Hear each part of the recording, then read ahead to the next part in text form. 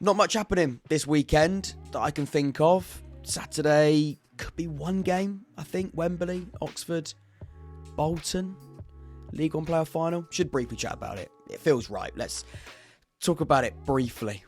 Let's go.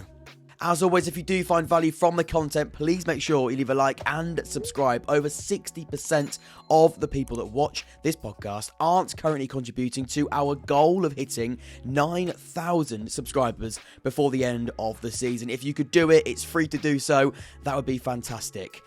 I'm a little bit nervous, so let's get on with it quickly. The last meeting was one of the most one-sided League One games of the season. Oxford visited Bolton and got totally thumped. I remember emphasising a really key point at the time when breaking that match down. As much as Oxford were pathetic, Bolton were unplayable on the night, and that one game snapshot impressed me the most out of any other team in the division. That could be controversial, but in that instant, that's just how I felt. As the SofaScore graph showed us at the time, every piece of Bolton build-up was done with a sense of deadly conviction. Oxford never got a foothold and very quickly became passengers to every plan that Bolton had up their sleeve, and there were multiple plans up Bolton's sleeve that night. It felt like make or break for Des Buckingham following that night. Oxford's decline under his management was evident, both statistically and visibly. Something quite drastic needed to change very quickly because the start of the season was so good. The change in manager did not help. There was a transitional phase that was lasting longer than expected, and it just wasn't really clicking. But it did click, ironically, because of Bolton Wanderers. Following that game, both teams only lost once. Oxford picked up 17 points, whilst Bolton picked up 13. In fact, 6 of Buckingham's 14 wins as Oxford United head coach came after that second game against Bolton in March. From that moment on, Oxford's identity began to develop under Des Buckingham. Consistency within performances turned a much-needed corner. It became very evident that the playing group was starting to understand the principles behind the switch in approach. Since then, Oxford have kept 5 winning clean sheets, conceding just 1 goal from a winning position, whilst only leaking 4 from their last 10 League One matches. It needed to happen, and it did, thankfully. It just is ironic that Bolton were that quite brutal helping hand in that process. As Oxford learnt the hard way a few months ago, when this Bolton side play, they have all of the abilities, ideologies and principles to destroy anybody. Since Evatt arrived at Bolton, they've never averaged under 55% possession. In fact, this season, we're looking at 59.6%, which is the second highest in the league. Essentially, the identity is all about ultimate control. Everything is built from the back and played through the thirds very, very intricately and subsequently carefully too. With the use of the 3-5-2 formation, Evatt has created a side able to hurt teams in endless ways. Whether it's through the middle or the wide areas, the system creates overloads all over the pitch. The domination and control of the games come through the midfield. The creation is all about the wingbacks. Without an out-and-out creator operating in zone 14 at all times, the best chances are made from the advancing wingbacks that push high and almost become wingers when in possession. This graph visualises the areas of Bolton's control this season. It's very clear building through the centre is key before a swift distribution to the flanks in attack. Whether it's a direct switch of play, an intricate move out wide, a brilliant overlapping run, we've seen so many Bolton goals constructed from those wingbacks. The player has to be the right fit, but when it works, it is totally effective. In fact, Oxford themselves were a victim of Bolton's deadly use of the wingbacks in their last game. Take a look at this screenshot in front of you. It's a very low Oxford United block. The move starts on this right-hand side. It's been switched over now very, very intricately. Oxford are squeezed way too narrow, and look how much space Beta has on this left-hand side. He's so advanced, he's so high up, he's very, very aggressive in his positioning. But also on the right-hand side, that's also mirrors Dacres Cogley operating nearly inside the box. It is very, very clear that they get those high and wide. They get those players involved in attack. It looks like Rando will be the preferred option on the left-hand side, playing both of the semi-finals. But Dakros Cogley on the right is just as important. And as the screenshot showed us, he's just as high too. Compared to all other fullbacks and wingbacks in the league, Cogley currently sits in the top 3% for expected assists and the top 5% for chances created. With the bigger pitch at Wembley Stadium, this is definitely something to bear in mind. There will be space. Oxford must be aware, because in that game they were either not aware of it or just being very, very poor defensively, which is a possibility, definitely. It will take a monstrous amount of hard work for Oxford to cover that much space for that amount of time. The organisation out of possession has to be impeccable. We've already spoken about the high numbers of possession Bolton desire, so chasing and wanting to keep an aggressive press and turnover, that will be tough. But it's a tactical element that either way, for or against either side, I think it's going to be very, very defining. To the tactics board we go, and this is how I expect both Oxford and Bolton to set up at Wembley Stadium on Saturday. Can't quite believe I'm saying that. This is pretty self-explanatory. I think both Des Buckingham and Ian Evatt named unchanged squads for both semi-final legs. I can see Baxter in goal, a back three of Toll, Santos, Jones, Thomason, Sheehan, Maghoma as that three, Williams and Cogley the wing-backs, Charles and Collins up top. For Oxford, coming in goal, Stevens, Moore, Brown and Bennett.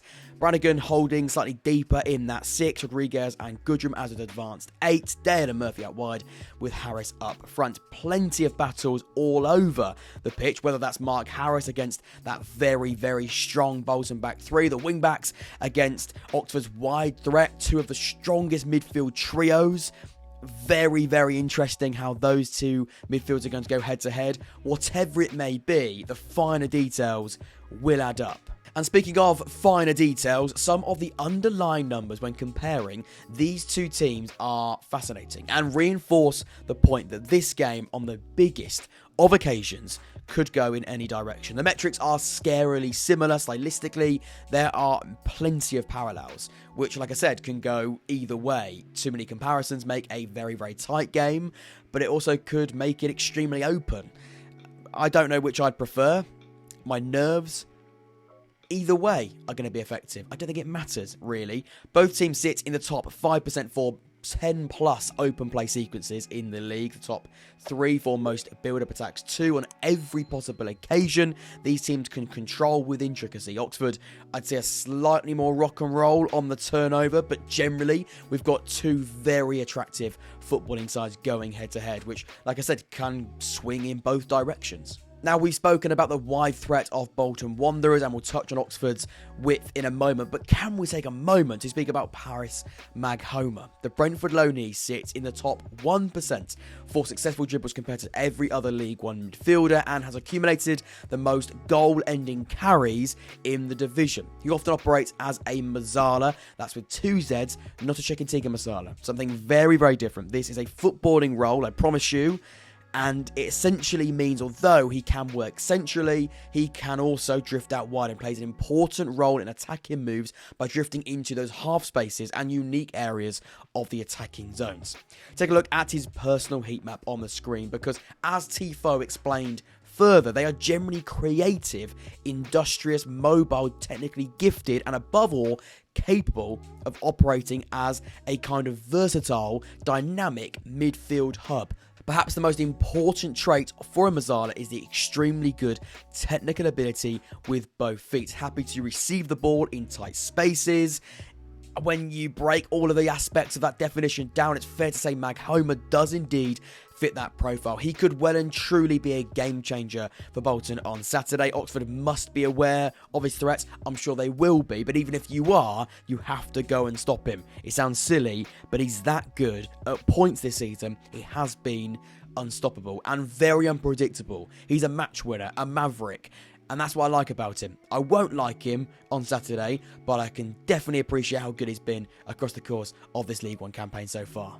Back to Oxford for a second, because their pace in transition will be crucial. Plain and simple, if Oxford can use the space to their advantage on the turnover, Bolton will be in trouble. Oxford have accumulated 64 goal-ending high turnovers. A shot-ending turnover is a number of shot-ending sequences that start an open play and begin 40 metres or less from the opponent's goal. Essentially, when Oxford do press, they press aggressively and try to provide goal-threatening output on as many occasions as possible. The robust 4-5-1 allows Oxford to create a numerical advantage in the middle, swarm the opposition aggressively in the press, and transition quickly with pace and purpose. This screenshot shows the shape of Oxford out of possession against Peterborough in the regular season. We've got a back four here with Stevens, Brown, Long and Greg Lee. We've got our pretty strong midfield five and our striker, in this case, Ruben Rodriguez. It's a very low 4-5-1. Now, this next screenshot, believe it or not, and I've done the timing, so don't worry about it, is 14 seconds later. 14 seconds later. The Posh have been dispossessed and Oxford have 4 players inside the opposition box. Ruben receives the cutback and he scored, but 4 players inside the box. A moment ago, in fact 14 seconds ago to be precise, there were 11 players, 10 outfield players in a very, very aggressive low 4-5-1. In a game where we expect Oxford to sit tighter at points, the hard work out of possession will be just as crucial. This is a recent Owen Dale heat map. The distance covered is phenomenal, and a big reason as to why Oxford can go from a tight block to an expansive unit in just simply seconds. The last example was 14 seconds. Just look how much ground he covers down that right-hand side. Without the ball, he's an aggressive wing-back type, and then with it, he's a bombing winger looking to attack the forward zones. Alongside the hard miles, the pace and directness of Josh Murphy and Owen Dale will be crucial going forward. The duo lead the way for average carry distances across this Oxford United squad, whilst Josh Murphy alone has accumulated 50 chance-creating carries across the campaign. For context, that's more than title-winning Abu Kamara and Paddy Len, and I've heard they were pretty good. So if he's doing more than them, then he must be pretty good too. That's how football works, isn't it? He's going to be crucial alongside Owen Dale, and of course, in the way that Oxford want to approach games of football, every player plays a crucial role, and they're all going to have to be totally at it. Now, I imagine you're here for my prediction, and I get it, I do. How am I going to work my way around this? I'll start by saying Bolton should win this game. This is not mind games, I promise you. Bolton fans will feel as though they need to win this game. They've had quite a few seasons in League One. They've had a very, very good squad for 2+ years in League One, looking to get out of it. I'd say definitely 2 seasons. A fantastic manager. They finished in 3rd this season. It's not a free hit for Oxford, but the majority of pressure, I think, is in Bolton's camp. I could be wrong. It's not a free hit though. Oxford feel as though if the best version of themselves turn up, there's a real chance for an upset. It's got all of the ingredients for a quite spectacular final. That's the bottom line. I hope with all my heart Oxford can pull off this very, very challenging task. It'll be a brilliant day regardless. I'm looking forward to it. It's a day that you don't get very often at all as football fans. So take it in, fully enjoy it and comprehend the excitement that will be there at least until the start of the game, quite frankly. I also must say, if I want the players to believe in themselves, which is something they have to do, I must do the same. I must believe in them too. It's unlikely and probably unpopular, but I'm going to believe in the players that got us to this point. I'm going to believe in Des Buckingham and his coaching staff that got us to this point, and the fans too. I've got Oxford to edge Bolton by 2-1. Like I said, probably unlikely, possibly unpopular, but I'm going to go 2 on Oxford, because if I ask the players to believe in themselves, I must believe in them too. Until next time, I've been Jack. This is the Jack Ward Football Podcast. I will see you after the game, either ecstatic or distraught. It's the beauty of football. Weird, isn't it? Take care.